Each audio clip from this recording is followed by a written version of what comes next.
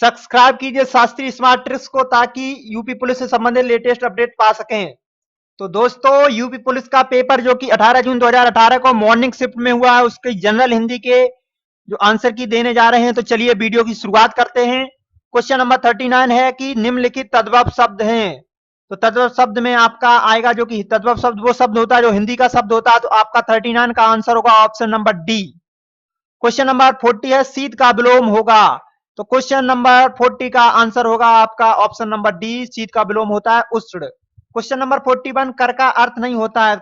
तो कर का अर्थ किरण नहीं होता है। तो 41 का आपका आंसर होगा option number C. Question number 42 दिया गया है जो कठिनाई से मिलता है के लिए एक शब्द होगा, उसका आंसर होगा आपका ऑप्शन नंबर डी। 42 का आपका आंसर होगा ऑप्शन नंबर ए, जो कि दुर्गम। क्वेश्चन नंबर 43 दिया गया है कि अनिल अनल का सही अर्थ देने वाला शब्द युग्म ढूंढिए। तो आपका 43 का आपका आंसर होगा ए, वायु अग्नि। क्वेश्चन नंबर 44 है पराजय में उपसर्ग है। तो पराजय में आपका उपसर्ग है ऑप्शन नंबर सी, परा। क्वेश्चन नंबर 45 लिखावट में प्रत्यय है। तो लिखावट में प्रत्यय है आपका option number D, out. Question number महोत्सव का संधि विच्छेद कीजिए। तो महोत्सव का संधि विच्छेद होगा आपका 46 का ऑप्शन नंबर बी, महाधन उत्सव। तो नेक्स्ट क्वेश्चन 47, मैंने घर जाना है वाक्य में अशुद्ध अंश है। तो आपका मैंने घर जाना में आपका वाक्य में अशुद्ध शब्द है ऑप्शन नंबर ए, मैंने।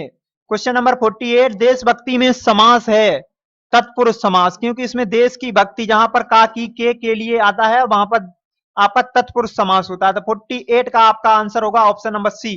क्वेश्चन नंबर 49, पुस्तक पढ़ी जाती है में कौन सा वाक्य है। तो पुस्तक पढ़ी जाती में कर्म वाच्य है, जिसे कि पैसिव कहा जाता है इंग्लिश में। क्वेश्चन नंबर 50, निम्नलिखित में से अव्यय है।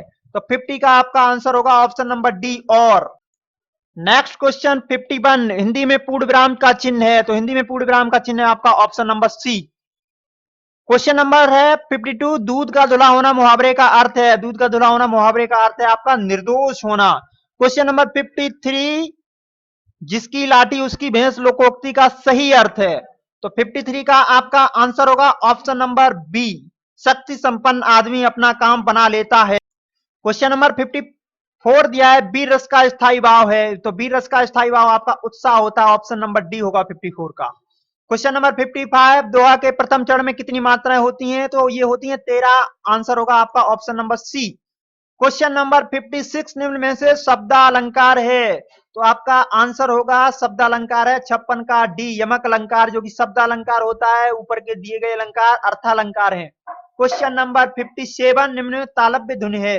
तो इसमें आपका 57 का आंसर होगा, जो कि 57 क्वेश्चन है, इसका आंसर होगा आपका ऑप्शन नंबर सी। थोड़ा ये डाउट में है, देख लीजिएगा आप। क्वेश्चन नंबर 58 है निम्न में से कौन सा वर्ण अघोष है। तो 58 का आपका आंसर होगा, क्वेश्चन नंबर 58 है कि कौन सा वर्ण अघोष है। तो 58 का आपका आंसर होगा ऑप्शन नंबर ए का। निम्न में से कौन सा शब्द स्त्रीलिंग है। तो आपका 59 का आंसर होगा रचना। रचना शब्द स्त्रीलिंग है। क्वेश्चन 59 का आपका ऑप्शन नंबर डी होगा। क्वेश्चन नंबर 60 है निम्न में से कौन सा शब्द पुल्लिंग है।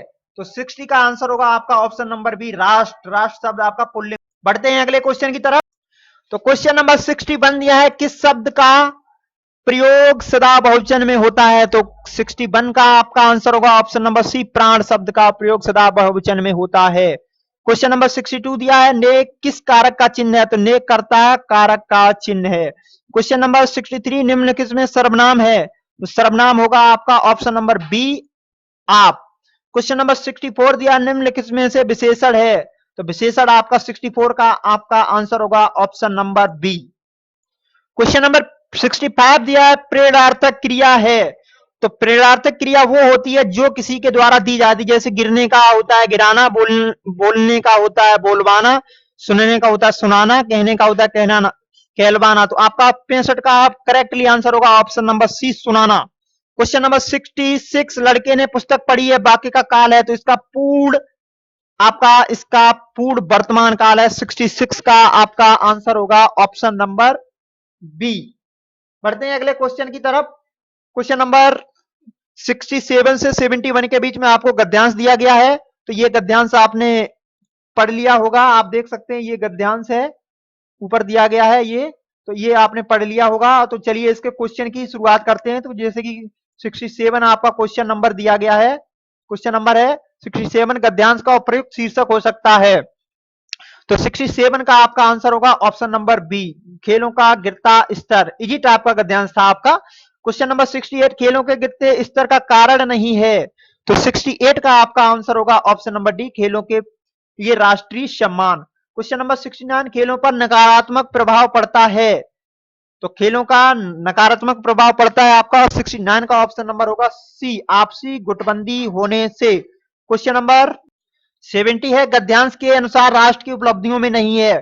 तो आपका 70 का आपका आंसर होगा ऑप्शन नंबर सी। तो बढ़ते हैं अगले क्वेश्चन की तरफ। अगला क्वेश्चन है आपका, नेक्स्ट क्वेश्चन है 71 क्वेश्चन है, खेलों में निर्धन राष्ट्र भी हमसे आगे निकल गए हैं। खेलों में निर्धन राष्ट्र भी हमसे आगे निकल गए हैं क्योंकि वहां है। तो वहां 71 का आपका होगा खेलों का राष्ट्र सम्मान। क्वेश्चन नंबर 72 है, बीजक किसकी रचनाओं का संग्रह है। तो बीजक कबीरदास की रचनाओं का संग्रह है। 72 का आपका आंसर होगा option number A. Andher Nagari नाटक के रचयिता हैं जयशंकर प्रसाद। तो 73 का आपका आंसर होगा ऑप्शन नंबर ए। कमानी के रचनाकार हैं, 74 का आंसर होगा जयशंकर प्रसाद। तो 74 का भी आपका आंसर होगा option number A. Question number 75 दिया है, गोदान किसका उपन्यास है। तो गोदान आपका ऑप्शन होगा ऑप्शन नंबर बी, जो कि मुंशी प्रेमचंद जी का उपन्यास है। दोस्तों अगर ये वीडियो आपको पसंद आया हो तो अधिक से शेयर कीजिए। आपको अगले चरण में आपको जो कि हम देंगे न्यूमेरिकल एबिलिटी, जो कि यूपी पुलिस का पेपर है, ये पेपर रहा आपका, इसकी सॉल्यूशन देंगे। तब तक के लिए